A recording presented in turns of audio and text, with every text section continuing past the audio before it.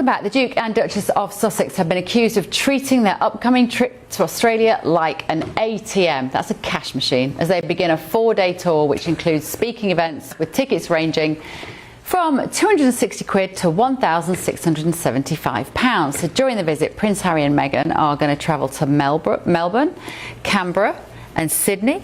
A spokesperson has said their programme will focus on mental health, community resilience and support for veterans and their families, alongside private meetings and special projects. With me now is journalist and commentator Angela Mollard. Angela, thank you so much for joining me from America. Just let's read that list again. Are you ever going to go to Meghan Markle for advice on mental health and support for veterans? Fair dues, Harry. Yeah, you know what you're talking about there. I'll do anything for veterans. But the idea that you take advice from these two, they don't even talk to their families. They've checked out of contact with their families. You're not going to go to them for mental health advice. What's going on, Angela? You're absolutely right, and we are outraged that they've arrived here this morning on a Qantas flight. They were in first class. They've talked to a few people. But what we're outraged about is exactly what you said. They are using us as a cash machine. This is just a cash grab. They want to bring whatever it is that they bring. And look at it. They are no longer royal adjacent. They are not qualified psychologists. And as far as we can see, they aren't even the philanthropists they attest to be, because we haven't seen any donations. Part of this visit is going to visit a children's hospital and a homeless charity. Well, where are their credentials to do that? They are no longer working royals. So we're having a real difficulty down here, and we feel like we're being played because, of course, we loved them back in 2018 when they first came down here. Meghan was pregnant. We could not have celebrated them more. Now we feel completely differently. Well, you and us both, let me tell you, because I was talking about this today to some Americans, and we were reminiscing on the wedding day and how wonderful it was, and everybody around the world was welcoming Meghan, and we were so happy. She was dragging the royal family into the 21st century, and she's just blown it, Angela. She and him, I don't want to lay the blame at her door. He is the architect of his own destiny as well. He's not just a puppet, regardless of what people think. If you had to pinpoint what it is that they've done wrong, where they've gone wrong, what is their character flaw that has led them for this huge U-turn in public opinion? What is it, Angela? That is such a brilliant question, Bev, and I would say it's their reactiveness. If you think back to Megxit, they didn't consider it. The Queen was there to offer alternative ways of them working. Almost, they could have been a diffusion line of the royal family. They could have been posted in Canada or even Australia. The Queen had offered them the role of Commonwealth youth ambassadors, and we know that the Commonwealth was made up of a huge proportion of young people. They could have had real cut through in that regard, but their reactiveness, just as you mentioned, neither of them have a considered approach to their families, to their work. Clearly they cannot keep staff. We've heard of the multiple staff losses that they've had over the years. So how are we as Australians to believe in them, to think that they have something of worth to offer us? And actually, what this story highlights, this situation in Australia now, is probably what went wrong from the start, is that they weren't happy, or Meghan, I would say this is her rather than Harry, was never going to be happy with just being a side character, a supporting actress, if you like, to use the analogy from her previous life, to Catherine. She was always going to want to be the leading actress in the drama of the royal family. Her ambition is such that she couldn't compromise, Angela. And as you will know, being an Australian and watching the royal family, being part of that gilded cage, living within that life, does require some compromise on your own personal ambitions, doesn't it? That's what she got wrong. That's absolutely right. And it requires teamwork. It requires understanding the institution of the monarchy.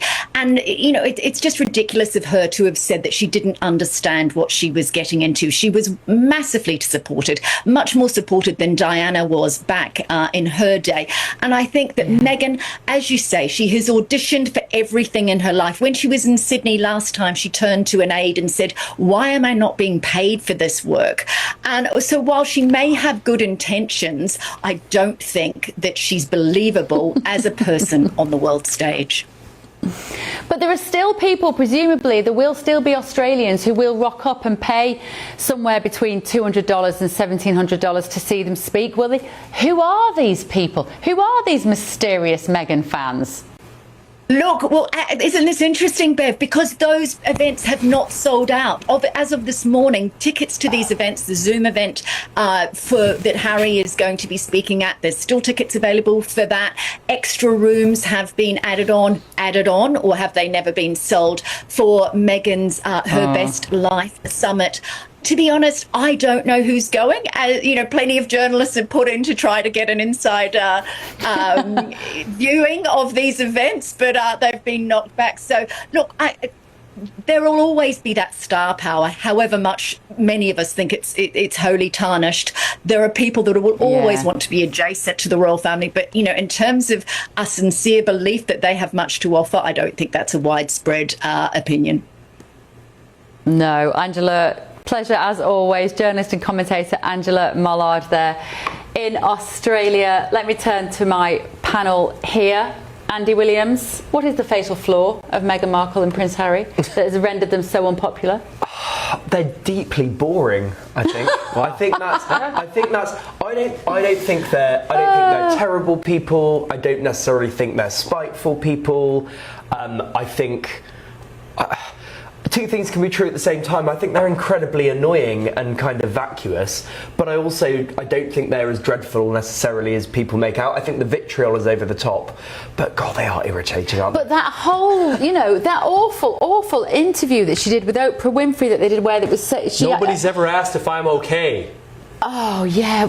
Everybody asks. That's their job. You're a royal. Everybody is supposed to ask if you're okay all the time. That was what's his name? Tom Bradbury. Is that his name, the ITV presenter? Yeah, Tom Bradbury. Where's Holly Willoughby when you need her? She would have asked if Meghan was okay. Are you okay?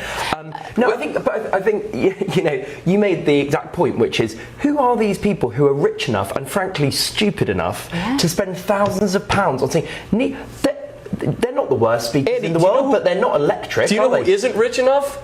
Meghan and Harry. That's why they're doing this as a grift. They need money because, as ever, her company that sells overpriced jam and stuff like that. You might actually like that, Bev. I don't know. No, I don't like that. In crappy packaging, that's failing. Harry, the grift is up there. He's not getting hired. But they got Spotify cut and run. Netflix is cutting and running. But they got $20 million from Spotify, and they got 8-figure deals. Yes, but they have 12 different security people because the United States of America refuses to give them security, even though they ask for security. Well, I think that gets to the heart of this, which is that I think Angela said, they're no longer working royals. Well, correct. In that case, let them go and make as much money as they want, and if that's capitalism, right? If people are stupid enough to pay them to see them speak, then good luck to them. I don't know if we have it, but I spotted some footage of Meghan's children. Oh, we have it. Evan is going to play the VT. So they over Easter, I think it was, and Meghan was showing the kids on Instagram. She always shows the back of their heads. She doesn't show the faces. She's not allowed but to she do calls them Prince. What's his name? Albert, Archie, Alfie, something Archie middle and class. Lilibet. Archie, thank you. That's how relevant they are to me. Here we go. Let's have a look at it. I'll stop talking. Watch it.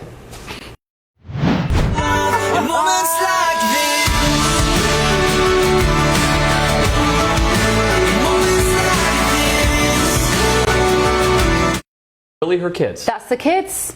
So are we sure those are her kids? That's her kids. Yeah, of course it's her kids. But she calls them Prince Archie and Princess Lilibet. Well, hang on a minute, Meghan. I thought you didn't want to be a royal. You've stopped those children from talking to their cousins. The only other royal people in the UK, they don't have contact with them. You've just given them titles that they will never fully understand because they don't have any mates who are princes and princesses, and their cousins could have been that. I think it's disgusting. Michelle Donelan, what do you think? She's still calling the kids prince and princess, and yet she doesn't want to be in the royal family? Make it make sense to me. Well, I think it's bizarre, but it's also this perceived hypocrisy, isn't it? Because on one side they're saying that they want their privacy, and it's all about their privacy, and they want to be able to bring up their family as a normal family, and then at the same time they're plastering them on social media, and okay, the faces aren't there, but then they do tell-alls and they do these interviews, and it just doesn't make a lot of sense, does it? Because either you do want your privacy or you don't, but you can't be trying both. Now, this point about them going over to Australia and going to private events, and those events are charging a fortune to see them, I've got no problem with it. Knock themselves out. If people are daft enough to pay those prices to go and see them, that's up to them. You know, I don't really want to hear about it. I'm a bit bored with the whole saga, but that is, you know, how the world works. If they can make money off other people that are being daft, that's up to them.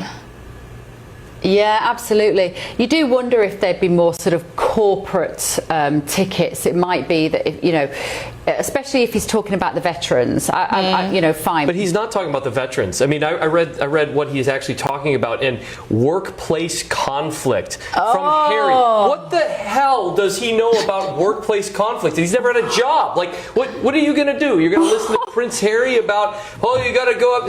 He has AIDS for. What are you talking about?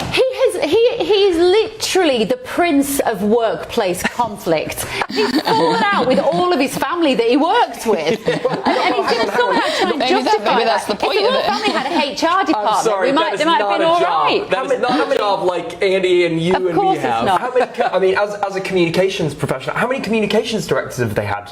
Literally 6 or 7 in the lot. last few years. So, Is that an audition for the job? do you know what? I'd love it. It'd be wouldn't it be fascinating? So yeah, absolutely. Not if you have to deal with this. Is a plea. This is a plea right now. I would love to come and work for you, Meghan and Harry, because I couldn't do a worse job than the last 6 people. Yeah, but you've just admitted you were doing it so you could be nosy. You can't be a communications insider confidant just because you want the inside story. But if you do get it, do come and tell me Yeah, I'll what's let you going know. on, won't you?